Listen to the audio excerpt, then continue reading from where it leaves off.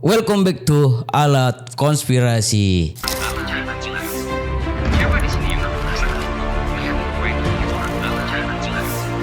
Siapa di sini yang merasakan? Lihat gue itu 16 tahun guys. Seperti biasa di channel ini kita akan ngebahas tragedi-tragedi ataupun kejadian-kejadian yang bikin kalian mikir dua kali. Oke, kemarin kita udah bahas 5 tempat angker di Jawa Timur, dan di kesempatan video kali ini kita akan membahas 5 tempat angker juga tapi di Jawa Barat. Gimana? Jika kalian udah siap, kita mulai dari nomor 5. Let's go. Di urutan nomor 5 itu ada Rumah Gurita. Kalau ngomongin tempat angker di Bandung, salah satu yang paling sering dibahas orang pasti adalah Rumah Gurita yang ada di kawasan Jalan Dr. Junjunan atau daerah Pastur. Dari luar aja rumah ini udah bikin orang penasaran. Julukannya Rumah Gurita muncul karena desain jendelanya yang melengkung-lengkung dan menjulur mirip tentakel gurita raksasa, Pak. Ditambah bentuk bangunannya yang unik dan beda dari rumah yang lain. Suasananya misterius, langsung terasa bahkan sejak pertama kali lihat. Konon rumah ini dibangun sekitar tahun 1980-an oleh seorang pengusaha keturunan Tionghoa yang cukup sukses pada masanya, Pak. Awalnya rumah ini dibuat sebagai tempat tinggal mewah, tapi anehnya nggak lama setelah selesai dibangun rumah tersebut malah ditinggal begitu saja. Warga sekitar bilang ada masalah besar di dalam keluarga pemiliknya, ditambah urusan bisnis yang kabarnya mengalami kebangkrutan. Sejak saat itu rumah ini mulai kosong, Pak, dan perlahan muncul berbagai cerita mistis yang bikin namanya makin terkenal. Nah, bagian yang paling bikin merinding justru datang dari cerita warga sekitar. Banyak orang yang mengaku sering melihat lampu di lantai 2 tiba-tiba menyala sendiri. Padahal rumahnya sudah lama nggak dihuni. Ada juga yang bilang sering terdengar suara anak kecil tertawa, Pak, di malam hari, terutama saat suasana jalan mulai sepi. Beberapa orang bahkan mengaku merasa seperti diperhatikan, Pak, ketika melewati depan rumah itu. Meskipun kondisi rumah terlihat kosong dan gelap, enggak cuman warga sekitar, beberapa konten kreator YouTuber yang pernah mencoba masuk ke area rumah ini juga punya pengalaman aneh. Ada yang bilang suasananya terasa berat dan bikin bulu kuduk berdiri, Pak. Yang lebih menyeramkan lagi, beberapa kamera dan alat rekam mereka tiba-tiba error dan mati sendiri saat berada di dalam rumah itu.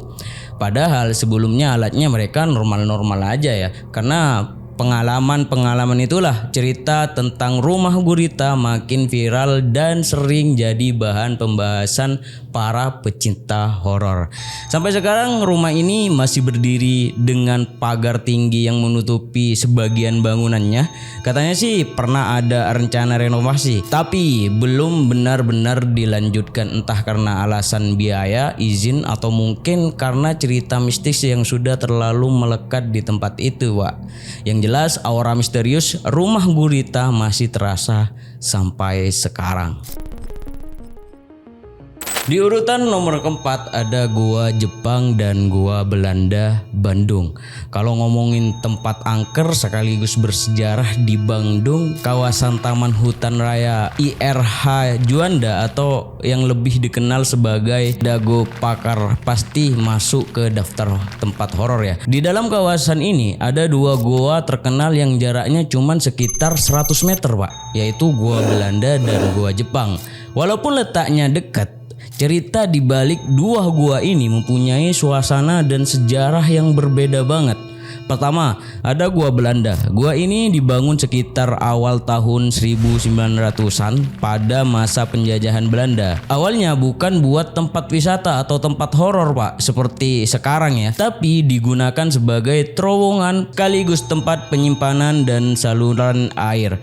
Bentuk guanya panjang lembab dan dindingnya masih terlihat tua banget gitu ya sampai sekarang. Waktu itu tempat ini jadi salah satu lokasi penting milik Belanda karena posisinya tersembunyi di area perbukitan, Pak. Tapi suasananya mulai berubah saat Jepang datang ke Indonesia tahun 1942. Ketika Belanda kalah, gua ini diambil alih oleh tentara Jepang, lalu diperpanjang dan dijadikan markas serta tempat persembunyiannya. Nah, dari sinilah cerita-cerita mistis mulai muncul. Konon banyak pekerja Romusa dipaksa bekerja di dalam gua dengan kondisi yang sangat buruk. Mereka kekurangan makan, kelelahan, bahkan banyak yang meninggal di dalam lorong-lorong sempit itu, Pak. Karena sejarah kelam itulah warga sekitar percaya masih ada sisa-sisa energi yang tertinggal di tempat ini. Banyak pengunjung dan warga sekitar mengaku pernah mendengar suara aneh dari dalam gua, terutama saat suasana mulai sepi menjelang malam. Ada yang bilang sering terdengar suara langkah kaki seperti ada orang berjalan di lorong gelap. Ada juga yang mendengar suara rantai bergesekan dan suara orang merintih pelan dari kejauhan. Cerita-cerita seperti ini bikin suasana gua Belanda makin terkenal angker, apalagi kalau datang malam hari ya. Nah, yang paling sering dibahas justru gua Jepang, Mbak. Lorongnya lebih gelap, lebih sempit dan punya banyak cabang lorong bantu yang bikin suasananya makin bikin merinding. Begitu masuk, hawa di dalam terasa dingin dan pengap. Cahaya dari luar cepat banget menghilang. Jadi beberapa meter masuk aja suasananya udah gelap total, Pak. Kalau enggak pakai penerangan. Menurut beberapa petugas yang berjaga di sana, kadang ada titik tertentu di dalam gua yang tiba-tiba terasa sangat dingin, padahal enggak ada angin sama sekali. Beberapa pengunjung juga mengaku merasa seperti diperhatikan saat berjalan di lorongnya. Bahkan ada yang bilang mendengar suara bisikan samar padahal kondisi gua lagi kosong, Pak. Sekarang gua Belanda dan gua Jepang memang sudah jadi tempat wisata sejarah yang cukup populer di Bandung. Siang hari biasanya ramai wisatawan, anak sekolah sampai ke konten kreator yang datang buat eksplorasi. Tapi kalau udah sore apalagi lewat jam 5 ya, petugas biasanya mulai mengingatkan pengunjung untuk segera keluar dari area gua. Alasannya memang karena kondisi mulai gelap dan demi keamanan, Pak.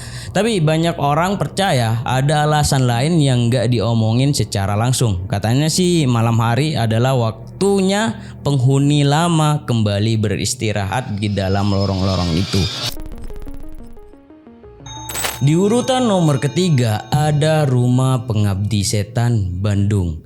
Nah, kalau yang satu ini pasti banyak orang langsung familiar ya. Tempat ini sering banget disebut sebagai salah satu lokasi paling angker di Bandung Barat karena jadi lokasi syuting film horor terkenal Pengabdi Setan. Lokasinya ada di kawasan perkebunan teh milik PTPN di daerah Cikole. Dari luar aja suasananya udah berasa kayak masuk ke dunia film horor. Kabut tipis, udara dingin, pepohonan tinggi ditambah bangunan tua yang berdiri sendiri di tengah. Perkebunan teh bikin tempat ini terasa menyeramkan bahkan di siang hari. Yang bikin merinding, rumah ini bukan properti buatan film. Rumahnya memang benar-benar ada dan usianya diperkirakan sudah lebih dari 100 tahun. Dulu, bangunan ini dipakai sebagai rumah dinas keluarga Belanda dan bekerja di area perkebunan teh pada masa penjajahan. Desain rumahnya khas kolonial Belanda dengan jendela besar, lorong panjang, dan suasana tua yang masih terasa sampai sekarang. Setelah masa penjajahan berakhir, rumah ini perlahan ditinggalkan dan kosong selama puluhan tahun karena nggak dihuni, Pak. Bangunannya mulai rusak, dimakan usia, catnya melupas, beberapa bagian kayu lapuk dan suasananya makin terlihat menyeramkan. Nah, saat tim produksi film Pengabdi Setan sedang mencari lokasi yang benar-benar punya suasana horor alami, mereka akhirnya menemukan rumah ini. Dan ternyata tempat ini dianggap sangat cocok karena suasananya sudah terasa mencekam tanpa perlu banyak dekorasi tambahan. Sejak film itu viral, Pak, cerita-cerita mistis tentang rumah ini makin ramai dibahas warga sekitar. Banyak yang percaya kalau rumah tersebut memang punya aura yang berbeda. Beberapa warga mengaku pernah melihat sosok perempuan berpakaian putih berdiri diam di jendela lantai 2 saat malam hari. Yang bikin merinding lagi, sosok itu sering terlihat cuman beberapa detik lalu tiba-tiba menghilang begitu saja. Nggak cuman itu Pak, ada juga cerita soal suara piano yang terdengar bermain sendiri dari dalam rumah. Padahal kondisi rumah sedang kosong dan semua pintu terkunci rapat. Beberapa orang yang pernah lewat malam-malam di sekitar area perkebunan juga mengaku mendengar suara langkah kaki dari dalam rumah tua itu. Padahal nggak ada siapa-siapa. Karena filmnya viral, banyak banget orang penasaran dan datang ke lokasi buat foto-foto sampai uji nyali. Di urutan nomor kedua ada Gedung Sate Bandung. Kalau ngomongin bangunan paling ikonik di Bandung, pasti banyak orang langsung kepikiran Gedung Sate, Pak. Bangunan ini udah jadi simbol kota Bandung dan hampir selalu muncul di foto, kartu pos sampai video wisata. Gedung Sate memang terlihat megah dan elegan dengan gaya arsitektur khas Belanda yang klasik banget. Tapi siapa sangka di balik kemegahan dan sejarahnya ternyata ada banyak cerita misterius yang masih dipercaya sampai sekarang. Gedung Sate dibangun sekitar tahun 1920-an pada masa penjajahan Belanda. Nama Gedung Sate sendiri muncul karena bentuk ornamen di bagian puncak gedung itu mirip dengan tusukan sate, Pak. Ornamen itu jadi ciri khas paling terkenal di bangunan ini. Tapi ada cerita yang unik ya, yang berkembang di masyarakat. Katanya awalnya hiasan di atas gedung direncanakan punya 6 tusuk sate. Namun entah kenapa ya, yang akhirnya dipasang hanya 5 tusuk sate saja.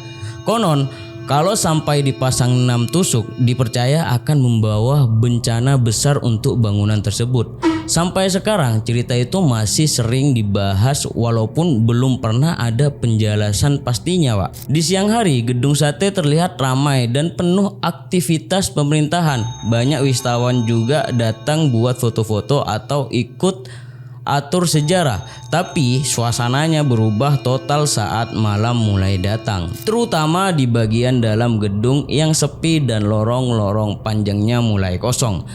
Bagian yang paling sering dikaitkan dengan cerita horor, Pak, adalah area basement atau ruang bawah tanah. Menurut cerita yang beredar pada masa penjajahan Jepang, tempat ini pernah digunakan sebagai penjara dan ruang penyiksaan.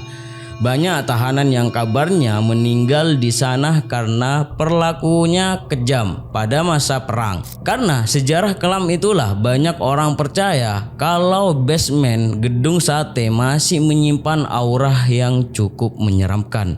Beberapa pegawai yang pernah bekerja lembur malam di gedung ini juga punya pengalaman aneh. Ada yang mengaku sering mendengar suara langkah kaki di koridor padahal kondisi gedung sedang kosong. Kadang terdengar suara pintu terbuka sendiri atau suara benda jatuh dari ruangan yang nggak ada orangnya. Yang bikin makin merinding, beberapa orang bilang pernah mencium bau anyir.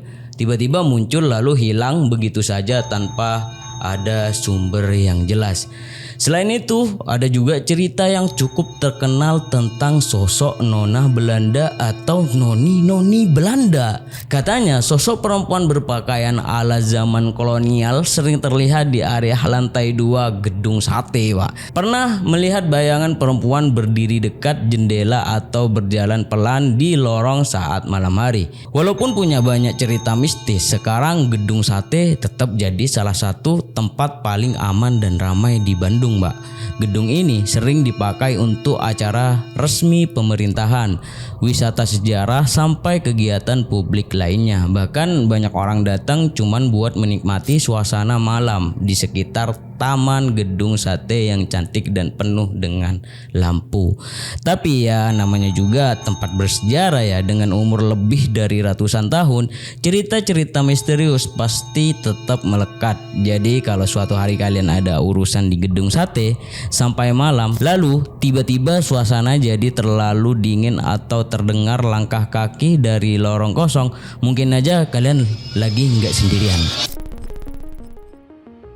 Di nomor terakhir ada Villa Isola Bandung. Tempat yang mungkin paling ikonik, paling terkenal sekaligus paling sering disebut angker di Bandung. Villa Isola. Sekarang bangunan ini jadi bagian dari kawasan Universitas Pendidikan Indonesia atau UPI. Dari luar Villa Isola memang kelihatan indah dan mewah banget.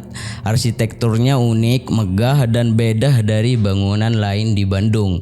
Tapi di balik keindahannya tersimpan banyak cerita misterius yang masih jadi bahan obrolan sampai sekarang. Villa Isola dibangun tahun 1933 oleh seorang pengusaha media kaya asal Belanda bernama Dominique Baresti. Pada zamannya villa ini termasuk bangunan paling mewah di Hindia Belanda. Bentuk bangunannya dibuat menyerupai kapal laut, lengkap dengan desain melingkar dan balkon yang terlihat seperti dek kapal. Karena itulah banyak orang menjuluki tempat ini sebagai kapal di darat. Cerita angkernya mulai ramai dibicarakan setelah Dominique meninggal dunia. Banyak versi cerita yang beredar, ada yang bilang beliau meninggal karena kecelakaan pesawat. Tapi ada juga cerita lain yang menyebutkan dirinya mengakhiri hidup di dalam villa tersebut. Dari situlah kisah-kisah mistis mulai berkembang dan dipercaya oleh banyak orang. Mahasiswa, dosen, bahkan beberapa pegawai kampus kabarnya pernah mengalami kejadian aneh di area Villa Isola. Tempat yang paling sering disebut adalah lantai 3 dan bagian menara. Banyak yang mengaku mendengar suara langkah kaki, padahal kondisi gedung sedang kosong. Yang bikin makin merinding, beberapa orang juga mengaku pernah melihat sosok pria tua memakai jas berdiri diam di balkon saat tengah malam. Sosok itu biasanya terlihat beberapa detik lalu tiba-tiba menghilang begitu saja. Gimana menurut kalian? Tulis di kolom komentar dan jangan lupa subscribe. Silakan request apa saja ya tempat yang paling angker, nanti kita akan bahas juga di YouTube kami. Let's go. Bye bye.